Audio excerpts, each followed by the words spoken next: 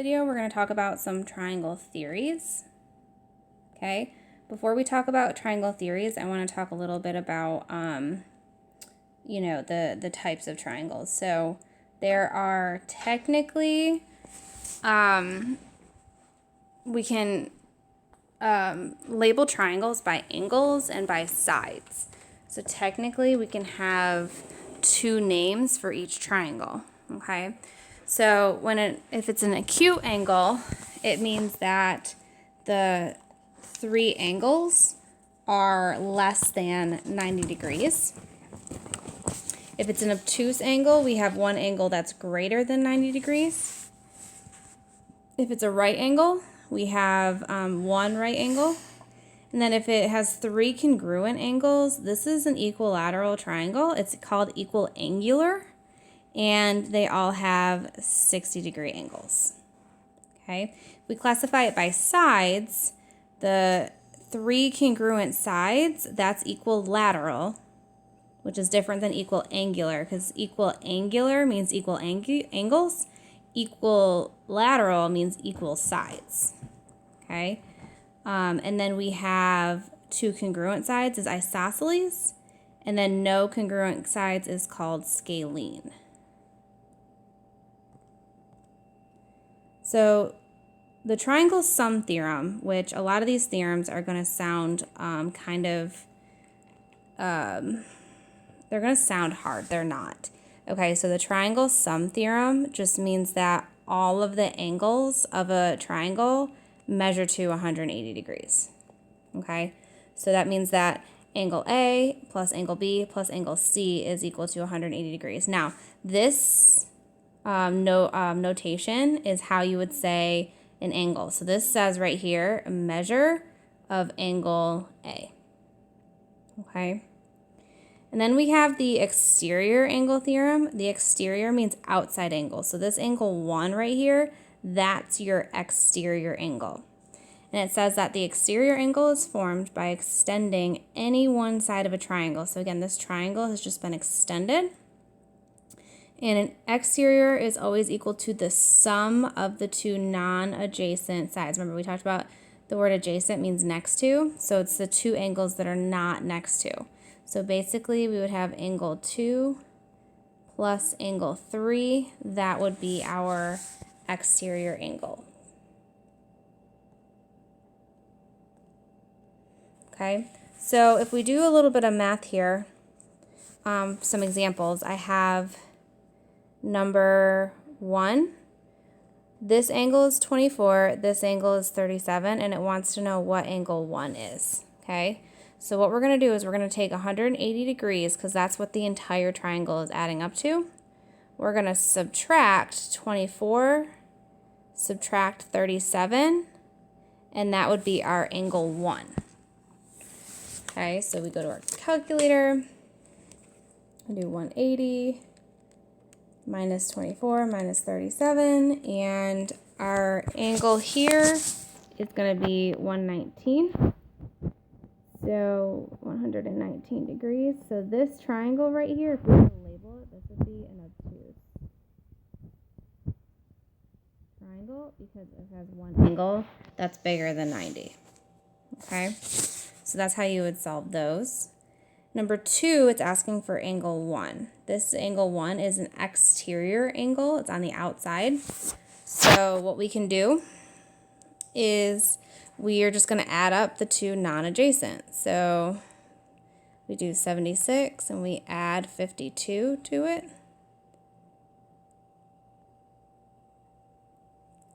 And we get 128 degrees for our missing angle. Okay, I'm going to solve this one similarly. Actually, I'm going to solve it in 2 ways because there are multiple ways of solving these. It's just kind of depends on how your brain works, and none of it is a wrong way. So what I'm going to do here is, so this is how we do number 3, the A.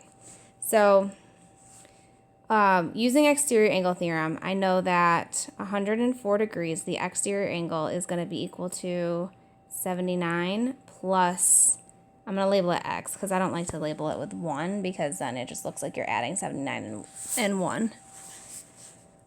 So I'd subtract 79 from both sides. So we do 104 minus 79, and we get our angle, or our missing angle, to be 25 degrees. So angle 1 is going to be 25 degrees. Okay. The other way that you can do this is by knowing what a straight line is. Okay. So a straight line is also 180 degrees. So what we can do is we can take 180 and subtract 104.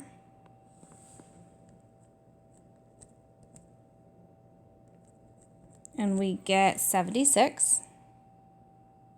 Now 76 degrees is this angle right here. So then we have 1, 2, 3 angles. So I'm going to take 180 and I'm going to subtract 79, subtract 76, and that should equal my angle. And when we put it in our calculator, we do get 25. So we end up being with the same answer, which is what we should end up with. Okay. This right here is more like problems that you will see. So we have 1, 2, 3 angles. Again, what we're going to do is we're going to add up all of these angles. So remember, angle D plus E plus F, that should equal 180. Okay, so I'm just going to plug in what I know. I know D is 5x minus 2. I'm going to add E, angle E, which is 9x plus 3. I'm going to add 11x minus 21, and again, that should equal 180. Now, I'm going to combine all my like terms on the one side. So 5x plus 9x plus 11x, that's going to equal 25x. Then I have negative 2 plus 3, and then minus 21. And I get minus 20, and again, that should equal 180 degrees. Once you combine your like terms, you're going to just solve. So add 20 to both sides. I get 25x is equal to 200. Divide by 25. And I get x is equal to 8. So here is one of our angles. Now, it is also asking us for the measure of these angles. So what we do is we just take this and we plug it in. So angle D is going to be 5 times 8 minus 2. 5 times 8 is 40, so this is going to be 38 degrees. Angle E is 9 times 8 plus 3. So 9 times 8 is 72, plus 3 is 75. And then last but not least, we have angle F, which is 11 times 8 minus 21. So that's going to be 88 minus 21, which is 67. So here are our angles. We get 38, 75, and 57. Now, with a quick check, these 3 angles should add up to 180, okay? So if you add these up, we do get 180, so that just verifies that we did the correct math here. Okay, so isosceles triangles. Now, isosceles triangle theorem, it's really important that you understand what everything in an isosceles triangle is called and the important parts of the isosceles triangle. Okay, so the 2 congruent sides are called the legs. These are called the legs. There's a leg, and there's a leg.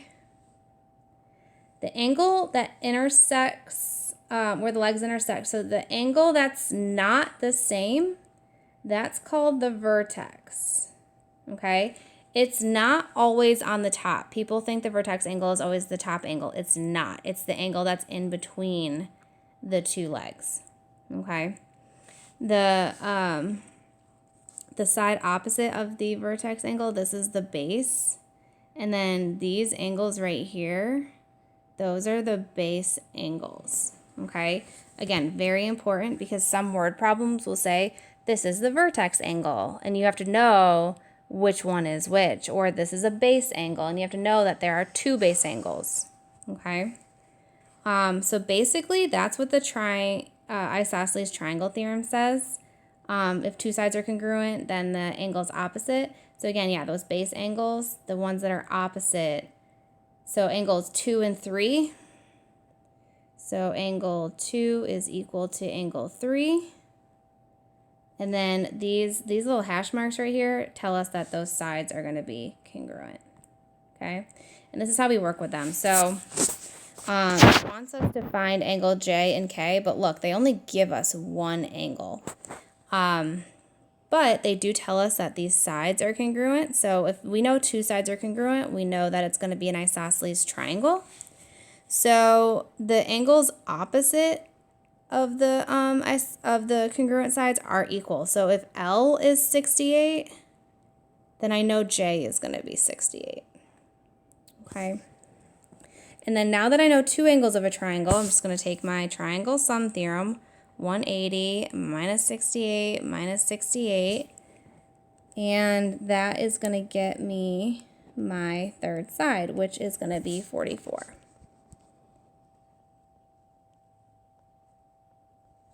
Okay. Now this one is a little bit different because it gives us my vertex angle. Again, the vertex angle I told you is not always going to be at the top, so you have to be careful. Okay. Now what we're going to do here is we know that angle C and angle E are going to be the exact same thing. So what we're going to do is we're going to take 180 degrees. We're going to subtract the 106 degrees. And we get 74. Okay. Now 74 is the combination of angle C plus angle E. So what I'm going to do is I'm going to take that, I'm going to divide that by 2. Again, I'm dividing it by 2 because there's two equal angles. So what that means is each angle, so angle C is going to be 37 and angle E is going to be 37. Now again, they should be the same because this is an isosceles triangle, which means we have two congruent sides and two congruent angles. Again, those congruent angles are also called base angles. It's important to know that vocabulary. Okay. Now over here, number 3, this, again, it doesn't give me the congruent sides like it did in the first two. However, it does give me that the two congruent angles, these are both 77 degrees. So again, what does that tell me? It tells me that the opposite sides are going to be congruent. So if XY is 12 centimeters, I know that YZ is also going to be 12 centimeters. And then to find that last angle, again, we're just going to subtract those two angles from 180 degrees. And when we do that, we get our answer of 26 degrees. So angle Y is going to be 26 degrees. All right, equilateral triangles. Now, equilateral triangles, a triangle is equilateral if and only if it's equal angular. Now, I talked about this word equal angular. It has that word angle in it. So it means that all the angles are the same. So it says that angle B, angle A, and angle C are all going to be the same.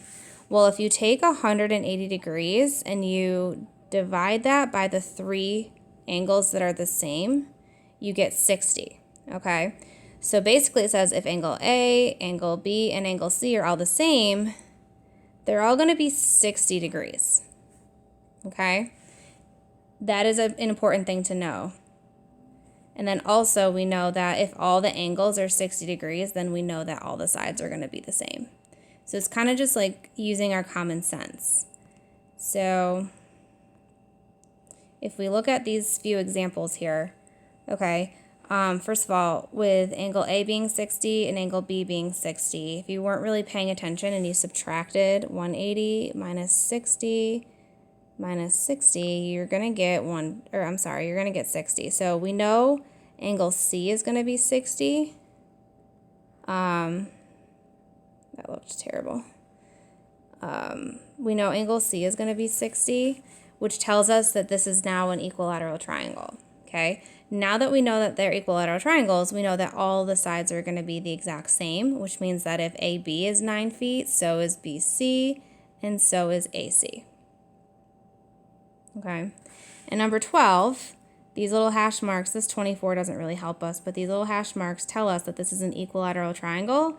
So again, there's really no math here, okay? It's just knowing that if all the sides are the same, all of the angles are going to be the same and they're all going to be 60, okay? Now this is the part where it's really, really, really important to understand what an equilateral triangle, what their theories are. So it tells me it's an equilateral triangle. Let's solve for x first, okay? So x right here is pointing to angle R. Well, angle R, 7x minus 3, that's going to be set equal to 60. Again, why is it set equal to 60? Because we know it's an equilateral triangle. We know all the angles are going to be the same. We know all the angles are going to be equal to 60. So we solve. We get 7x is equal to 63. Divide by 7, and I get x is equal to 9. Okay, so there is my x, because it just asked us to solve for x and y. I didn't have to plug it back in. But if I do plug it back in, I do know it's going to be equal to 60. Okay, now let's talk about solving for y. Now, it gave us all 3 sides to solve for y. Do I have to do all 3 sides? No, because I only have to do 2 sides to set. I only have to set 2 sides equal to each other. Again, it's an isosceles triangle, or I'm sorry, equilateral triangle, which means all the sides are equal, which means mathematically we set them equal to each other. So I'm just going to pick 2 sides. It doesn't matter which sides they are. I'm just going to pick this one. So 11y minus 23 is equal to 9y plus 1. Why did I pick those two? Because 11y and 9y were the smaller of the 2 y's. That's why I picked it. There's really no other reason. So I'm just going to solve for y. So I'm going to add 23. We get 11y is equal to 9y plus 24. Subtract 9y. I get 2y is equal to 24. Divide it by 2, and I get y is equal to 12. So again, just knowing your theories with isosceles and equilateral triangles helps us a lot with a lot of this math.